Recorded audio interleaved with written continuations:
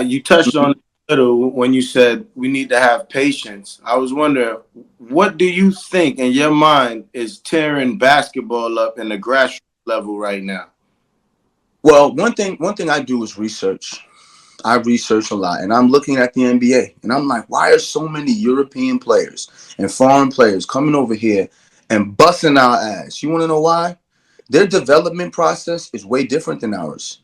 They practice 4 times a week, and they play one game.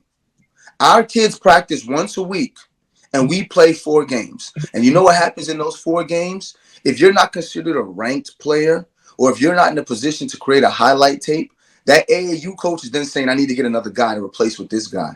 So you're not even developing players. You're just looking for guys who you think can already play, rolling out a ball and then telling them, go win the championship so I can get sponsors from my team. It's become a business at the lowest level. I seen a highlight tape, Jay, I sent it to you, of a first grader, 8 years old. A highlights. Why do we have highlight tapes of 8-year-olds? Why? That's what's wrong with AAU basketball. There's no development. I just want them the hottest guy. If I get the hottest guy, I get the best sneaker deal. I get the best NIL money when he becomes in high school. It's ridiculous. And that's why our athletes are struggling. What you just mentioned beautifully, by the way, because I agree wholeheartedly that that's a major issue we have in American basketball culture. Do you think it's crazy to think that there's a trickle up effect where this type of culture is now leading its way up to the college ranks? Because more than ever before, we're seeing college teams say, yeah, go ahead. No question. You're absolutely right. Like, think about it. How we develop our young athletes is how we're going to ultimately get these athletes into college, right? As a dad, myself, with the ability to travel around the world, I have considered this, and I've talked to Jay about this before. I said, what if I got to work in Spain and do a film in Spain for 6 to 8 months? I would take my family and have him train out there in Europe. And I'd rather him play professional ball out there in Europe and develop as an athlete that way than go through the AAU ranks. And then if he does that, he don't even have to go to college. So think about that. You got a young man from the States. If I really want to develop him, say bump the NCAA, bump the NIL money, because I'm not concerned about that. That's me as a parent. I'm just not concerned about NIL money. What's stopping me from taking my child to Spain to develop how to play basketball and then coming back and going right to the G League or right to the NBA? Like a Wembenyama. You understand what I'm saying? So I agree with you. I think there is a trickle up effect. And I think college basketball is starting to feel the effects of it as well. Right. I mean, more than ever, we're seeing teams decline the invite from the NIT. Like, the teams are even saying, don't bother inviting us because we're not coming. And last year, we saw this with North Carolina, and I'm a North Carolina guy, love Hubert Davis, grew up watching Roy Williams. Me too. I hated that Hubert decided to not go to the NIT. I thought it would have been the right thing to do to show those guys, like, hey, you're not bigger than the game. Just because you have Carolina on your chest does not mean you're bigger than the sport. You're going, and you're going to have to see what it feels like to play in this tournament that you don't want to be in, that I don't want to be in, that we're not used to being in, and know what this feels like, because that's what it takes to get to where you want to be. You have to actually go over the obstacles. You can't skip the obstacles. But go ahead. But here comes the issue, right? As much as we want to believe that Hubert Davis runs that team, he doesn't, right? You know who runs that team? The people who pay Hubert Davis. There are boosters. There are people who make sure the program runs a certain way. And those people are also concerned about dollars. Think about brands, right? How does that brand for UNC look if they're in the NIT after being in the championship game the year before? Brand-wise, that don't look good. How do you sell to future recruits that, hey, we're UNC, but we just played in the NIT? Even if you win it, they're going to look at it like, I don't want to go to UNC if they playing in it. No, they want to say, we're so good that we turned down the NIT because we're preparing for next season. Brand-wise, if you think about that for recruitment, it makes sense. It's like we're not accepting a consolation prize. We're so good and we believe in ourselves so much that we're going to go to the greater tournament or nothing. Remember when Kobe said, we don't hang Western Conference banners here? It's right. NBA championships or bust. It's like that type of mentality. We know what our standard is and we're not accepting anything less. So I understand for a brand purpose wise, but for development, I'm with you, Henry. Like, kids have to learn and understand that there are consequences for not putting in the work that's supposed to be done. That consequence for UNC is playing in the NIT, my boy. So I get it. Are we talking about development in college, or are we talking about brands? Right. You tapped on it a bit. You said NIL. I was wondering your thoughts on NIL and if you think it helped or hurt the sport right now. So this is my perspective on NIL deals, right? It's difficult for me as a former athlete and a parent to say it hurt the sport when I watch coaches pretty much use NILs my entire life, right? We watch coaches who have winning programs, and the minute somebody else comes with a bigger bag, they gone. You know what I'm saying? Like they going. We watched it last year in football with James Madison. I watched James Madison because I played in the CAA against James Madison. I watched James Madison's coach get up on college Saturday and just be like, "Man, I love being here in JMU, and we're gonna build a program here." And then 2 weeks later, he was gone. You know what I'm saying? He was gone. My thing is, if coaches are in a position where they want to just build their brand and take better money, how can we tell athletes, the ones who are helping build these brands, that you shouldn't do the same thing? It's just not fair. It's not. Now, are we developing athletes improperly by creating NIL deals in this? Yes, we are. But when the whole business, everybody else makes money, it's super unfair to not include the athlete. That's exploitation at its finest, realistically. Like there's no other business in the world where all of the workers don't get paid, but the CEOs get paid. Like Right. this is the only business where that's been okay. So I will never say that NIL messed up college basketball. College basketball was messed up before that. And And now it's just happening before athletes are yeah, part of officially named. Mhm. it. Exactly. Exactly. Now, here's another thing I'll say. Being in the NFL in the early 2000s, people was getting paid before NIL deals. Like, let's be clear. I'm not whistleblowing anything that people don't already know. They did a whole movie on it called Blue Chips in the 90s. Blue Chips was literally about them going to young athletes in high school and saying, "Hey, here's $250,000. You know, come here, don't go there." It's been happening. It's just now legal, and people don't understand that players are empowered. So since they're empowered, they're like, "I don't gotta listen to you, Nick Saban." Right. Yeah. Do you think it would be better off? And this is like a much larger conversation, obviously. But do you think instead of just like this one gray area of NIL where players can seemingly do whatever they want, do you think it would be better to have an actual revenue share program set up where they could be legally paid by the universities, or do you think that opens too much of a slippery slope? I think anytime money gets involved, it becomes a slippery slope. The truth of the matter is that development should happen in high school. You know, NIL deals in high school, dealing with parents who have financial hardships is difficult because now it's like, how do you tell a kid, for example, like a Reggie Bush? And I'll give this example because we came out the same time. His parents' home was in foreclosure. They were like dealing with a lot of real hardships, and he's making $20 million a year for USC in jersey sales. How do you, if you're a parent or if you're Reggie Bush, how do you tell that kid, "You gotta wait your turn, son. Let everybody else make all this money for 3 or 4 years off your likeness, and then you can get an opportunity." Not to mention, he's playing a violent sport, not a physical sport. Basketball is a physical sport. Baseball is a physical sport. Football is a violent sport, like boxing, like MMA. I can put my foot in the ground for a split second. Someone can take my knee out, and my career's done. So if at 15, if you're making money off me, I deserve my share. That's just the way I feel about it. It's just fair. So, and we've talked about this for years. I remember when I was in college, that's when they first started talking about having a union for college basketball players because NCAA had a football game. I was in the football game. My freaking, I was number 2 on Hofstra. Me and Marcus Colston and Charles Sullivan. I had the white light around my feet because I was a fast guy. I was a preseason All-American. They made money off that game. I got paid $0.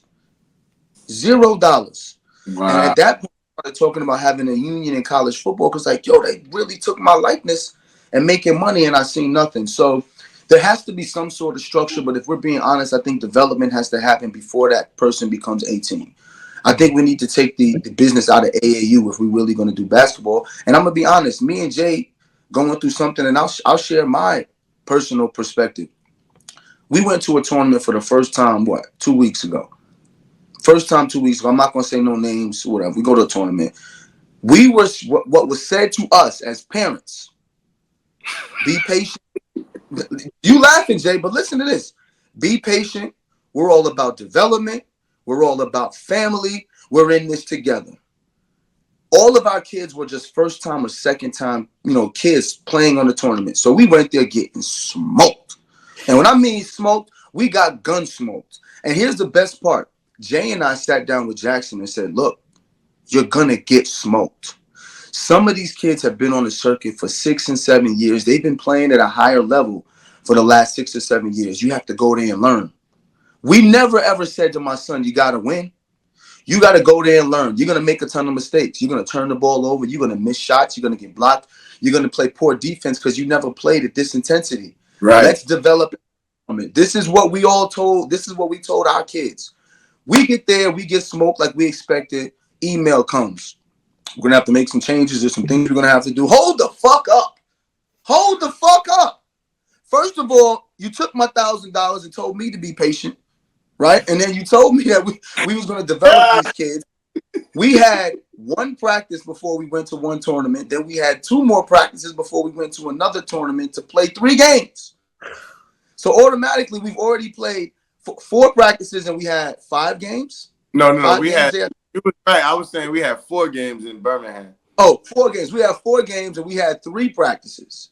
And already it's like, we got to find another kid to do this. We got to find another kid. And I'm like, damn. So what are you teaching our kids now? What do you teach? Because if think about it, if I do the same logic and I go, yo, we got gun smoke. Give me my $1,000 back. Y'all not teaching my kid nothing. Them same organizations would be like, give us some time. Be patient as a parent. I'm telling you right now, Henry, I'm not that dad. You can't bullshit me. You can't. You either going to let my son develop the way you said, or you going to give me my fucking money back. That's how parents feel right now. And the reason why I'm saying it like that is because that's the reality of where AAU basketball has gone. It's become so business oriented that the parents and the coaches and the refs are getting into beefs and the kids aren't even developing. Because think about it as a parent.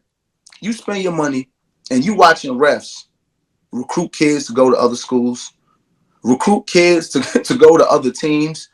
Like, there's so much business involved in all of this that you know who's losing out? The kids. And it's sad. It's so sad. Me and Jay just even talked about it too. Like, damn, like we got to find a different way of helping to develop not only just Jackson, but the people around him so they understand mentally what they're getting into. So that's my thoughts on AAU right now. Like, AAU can kiss my ass, to be honest. Like, it's so bogus. And y'all both play basketball at a high level, so y'all understand. It's so bogus, bro. It is terrible. No, I appreciate like the brutal honesty because I think a lot more people need to hear that about what AAU culture has become. It's sad to see how it's completely gone off the rails over the past decade or so. But on a positive note, and I know people at home are always seeing the clips and Jason's posting a lot, you're posting a lot, but just talk about the development you've seen mentally and physically from Jackson since Jason started training him. This is the truth, Henry. I never wanted my son to play in the NBA. I wanted to play in the NBA, and I ended up transitioning to football because it was a better opportunity for me to make money and earn revenue from my family to do what I really want to do, which is be on TV. So basketball has always been something that I wanted to use as development for Jackson. Learn how to deal with adversity. Learn what it means to be disciplined. Learn what it means to dedicate your life to something on days when you really don't feel like doing it.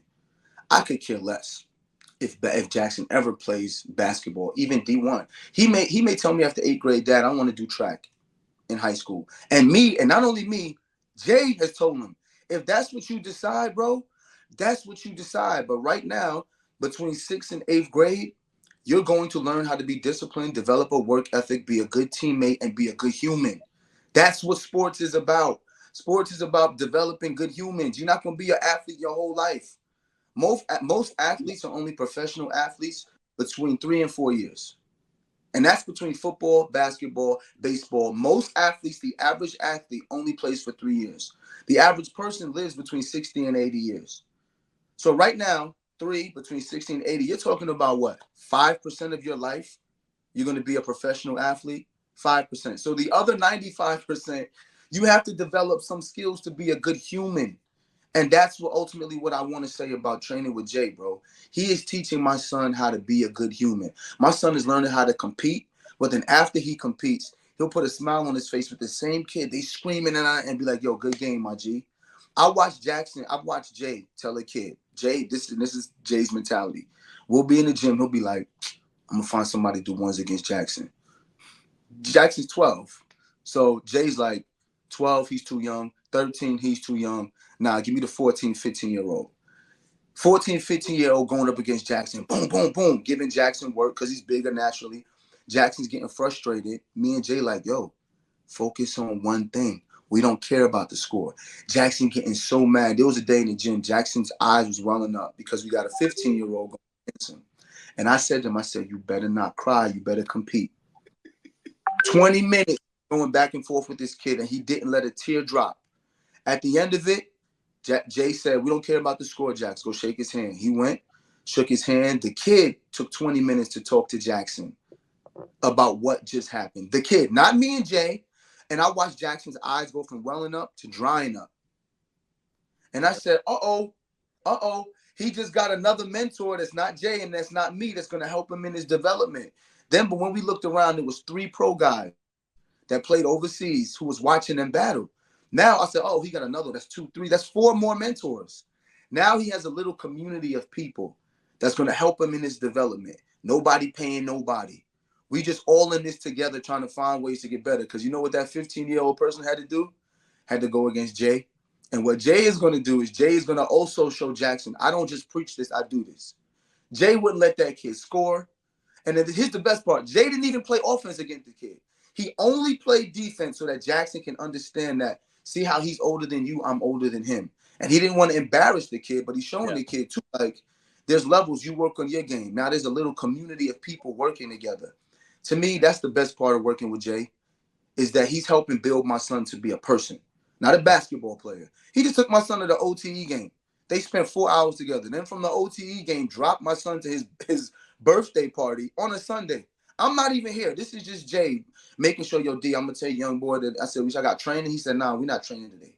We're working on, friendship, mentorship. And I'm like, I couldn't ask for anything better, to be honest. Like, Jackson is developing into be a good human. And ultimately, I hope more parents take that route, because that's what we need in this world is better humans, my G. That's really well said. Yeah. The one I want to follow up on that though, and we're gonna ask you some Hofstra questions after this, but I just want to follow up on that. Oh. Hear me out for a moment, but I've always felt that playing basketball, if I were playing with somebody whose game I got along with, like whose game fit my game, and they were, passing the ball and moving it really well, playing good defense, that is somebody who I had a better chance with getting along with off the court because I felt they'd be a better human. Very few players in my life I can apply that theory to better than Jason, because the 2 ways Jason plays basketball, 1, relentless. He will guard you. There's only 92 feet. Yes. He'll guard you 100 feet. And the other one, the more important one, is selfless. And it's no coincidence that if I had to describe Jason as a person, I would say selfless and relentless. And that's the same exact way he is on the court. And I find that you can apply that to life. And you're right. Like, Jason does focus on creating a better human through basketball. And that's one of the best things you can do in this world. So I'm glad you said that, because that's how I've always felt as well. Yo, I've known Jason since he was 10. I've known him since he was 10. And that's part of the reason why I chose him to be Jackson's mentor, right? I have access to so many trainers. I got access to anybody. So at the point I am in my life, anybody will just take Jackson. I can pay them whatever. It's not about that for me. I have to put my son around people who I have synergies with, who I believe in their heart. You know what I'm saying? And one thing you said about Jason being relentless, Jason relentless. When he was 10, I was about 14. He was damn near homeless. He had holes in his shoes. We outside playing on the court. And he come outside, yo, I want to play. He had a little dirty braids in his hair. And all the older dudes like, yo, get out of here, little kid. He like, nah, I'm playing. Until we actually had to let his little ass play. At 10, we all 14, 15. My brother at the time is a bully. He mad big on the block. He pushing Jason. Them two get into a fight. He body slammed Jason on the car. Jason get up and say, I'm still playing. Like that. Oh, that's him in real life. Things, boy. I'm not situation. I tell jokes. This is all real stories. I'm telling you. Him and my brother got into a fight over basketball because he wouldn't get off the court. Brian picked him up and slammed him on the car. Jason rolled off the car, got up, said, "I'm still playing." And then you know what? You know what we say? Because talk about being good humans. Me and Kevin, remember, we was like, "Yo, let the little dude play, bro. Just like because we're not gonna get no playing if he gonna argue the whole time." So, and that's the relentless nature of Jason, which is why he's so successful in his life. I love that. Well said.